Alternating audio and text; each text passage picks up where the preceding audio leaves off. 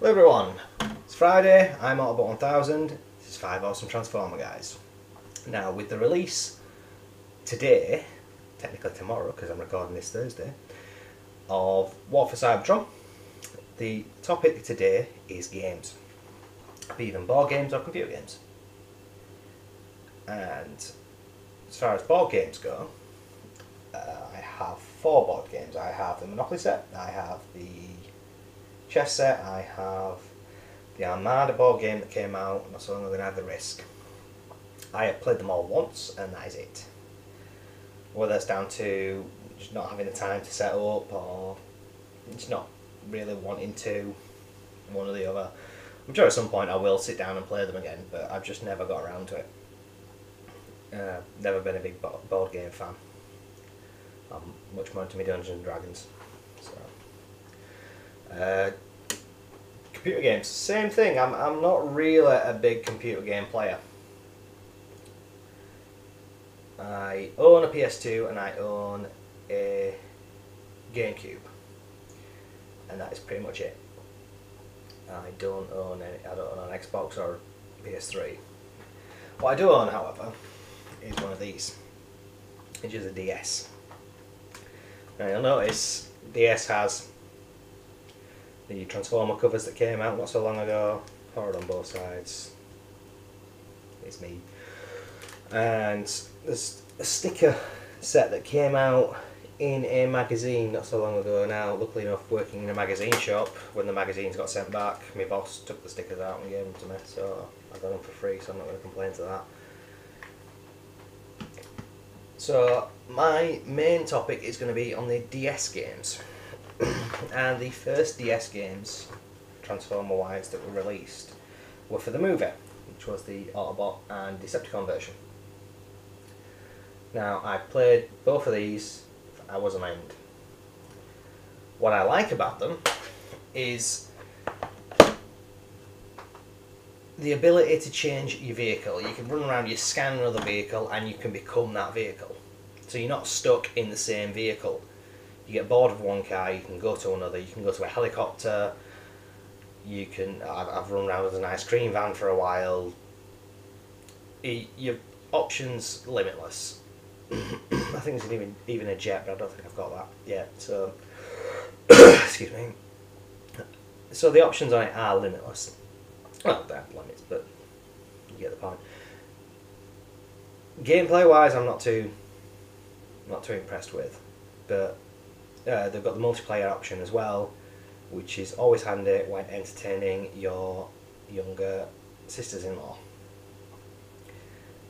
Hours of amusement for them too, just try and tag team on me and beat the heck out of me. So it's always fun. So it ticked a few boxes, but it failed ultimately in other places.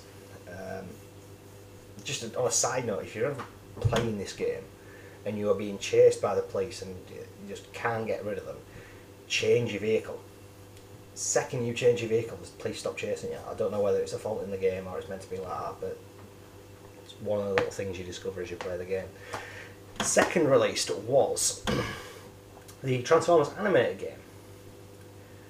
Now, not much to do with transformation in this. I mean, there's parts when you're racing down the Detroit highway and you're Bumblebee, Optimus Prime and Prowl, and you can transform. Prowl throws his ninja stars, Optimus throws his axe, Bumblebee uses his stingers against drones.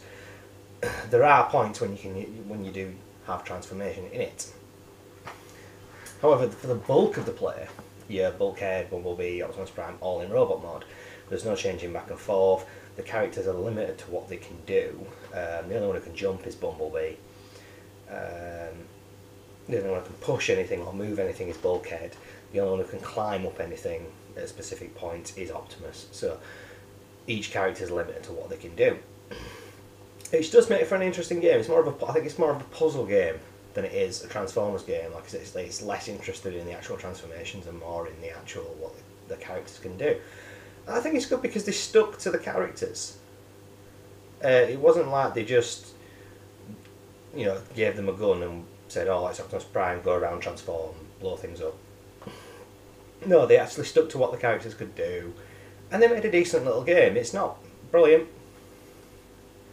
but it is a good game. It's lacking the Wi-Fi thing, but I don't know what you can really do with the Wi-Fi thing with the limits on the game. But it is a good game. I do like it. Revenge of the Fallen. I own only the Autobot one. Simple reason. I was going to buy both. For some strange reason, Argos didn't have the Decepticon one in on the day of release. They only had the Autobot one, so I picked up the Autobot one PS2 version. I think it was something like 30 quid for the pair or something daft like that. I don't think it was that, but it was something along those lines. And I have played it a handful of times. The reason being, everything that ticked the box in these ones was crossed out in these ones. You can pick one car out of 3, and that is it. You are stuck, as far as I can tell, you can stuck with that car throughout the rest of the game. I've not got that far into the game, so I'm not 100% sure. But as far as I know, you're stuck with the same car. I've not multiplayed on it because simply no one else has bought the game. I think they're quite happy with the original game, to be frankly honest, but they just haven't bought the second game, the Revenge of the Fallen, so I've not tried multiplaying on this. So I have no idea what the multiplayer version is like, but I honestly think I've had enough of the movie line. The first 2 ones were fine, and then this comes along, it loses the ability to change vehicles. The controls are changed quite a lot as well. That's one thing that annoyed me whenever I was trying to shoot something and I ended up jumping. Not exactly that, but the quickest reference I could think of off the top of my head. War for Cybertron. So yeah, it's Thursday when I'm recording this, so I'll be uploading it Friday morning. Once it's uploaded, I'll be going into town picking the game up. I'll probably have a quick go on it Friday, just have some time after work, probably beforehand if I get the chance. I hope it's better than the Revenge of the Fallen one. I'm picking up the Autobot one. Depending how the Autobot one goes, depends completely on whether I pick up the Decepticon one or not. So, oh, excuse me. So it depends, yeah. I'll just have to wait and see whether I enjoy playing the Autobot one before I pick up the Decepticon one. But it's just handier for me having it because I can just carry them. Well, I've probably picked up the wrong case. Yeah, no I haven't. Don't know what that's doing in there. But I've just got the games.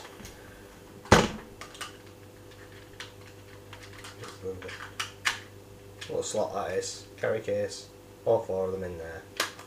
Nice and simple. Tucked away in a case with my DS. Comes wherever I go. I can play whenever I feel like it.